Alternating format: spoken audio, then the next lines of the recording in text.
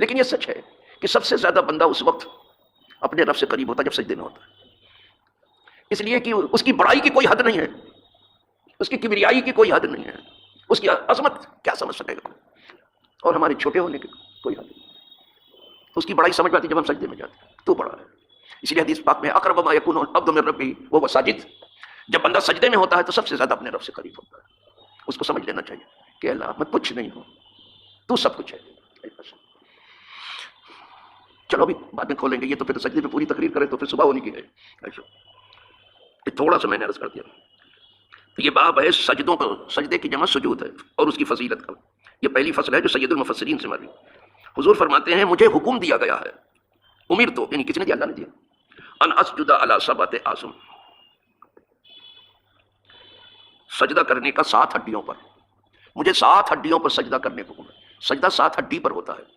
اگر آپ کسی سے بھی پوچھنے جائیں کہ بلا بتاؤ تو ذرا سے 7 ہڈی کون سی ہے، تبھی سب منہ دیکھنے لگے، سجدہ زندگی بکی ہے، 7 ہڈی کا پتہ نہیں ہے۔ کہا مجھے تو حکم دیا گیا 7 ہڈی پر سجدہ کرنے۔ اب حضور گن کے بتا الجبہہ، پہلی ہڈی پیشانی ہے اور ناک اسی میں شامل ہے۔ ناک کا اور پیشانی کا ایک حکم ہے، بس ہمارے ہاں ناک بھی لگنی چاہیے اور پیشانی بھی لگنی چاہیے۔ یہ ناک بھی محاورے میں آتی ہے کہ میں نے اس کی ناک گھس دی، بس تو بندہ صرف خدا کی چوکھٹ پہ اپنی ناک گھستا ہے اور کہیں نہیں گھسنے جاتا۔ تو پہلی ہڈی جبہہ ہے، پیشانی، ناک اسی میں شامل۔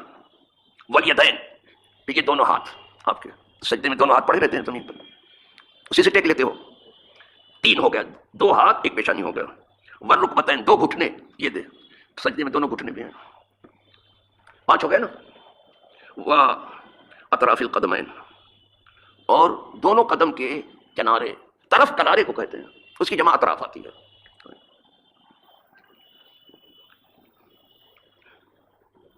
تو پاؤں کے جو ہے دونوں کنارے پڑتے ہیں، اس میں انگوٹھا وغیرہ لگتا ہے، انگلیاں لگتی ہیں، 5 لگیں تو بہت اچھا ہے، نہیں تو 3 تو لگنی چاہیے کسی طرح سے۔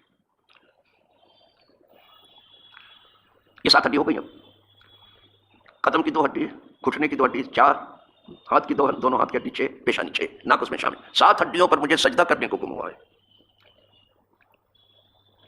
تو اب پتہ چلا کہ اگرچہ قرآن نے صرف سجدہ کہہ دیا لیکن اپنے حبیب کو بتا دیا کہ 7 ہڈی پر سجدہ ہونا چاہیے، وہ حدیث میں ملتا ہے، تو حدیث بھی وہی ہے، آج بات سمجھ، لیکن اس میں جبریل کا واسطہ نہیں ہے، کبھی کبھی جبریل آ جاتے تھے، وہ بھی وہی ہے، لیکن اسے ثابت ہونا چاہیے کہ حدیث ثابت ہے۔ پھر حضور ارشاد فرماتے ہیں ولا نطفتا الثياب والشعر، اور ہم کو روک دیا گیا ہے، 7 ہڈی پر سجدہ تو کرنا ہی ہے، ہم کو روک دیا گیا ہے کہ ہم کپڑا نہ سمیٹیں اور بال نہ سمیٹیں۔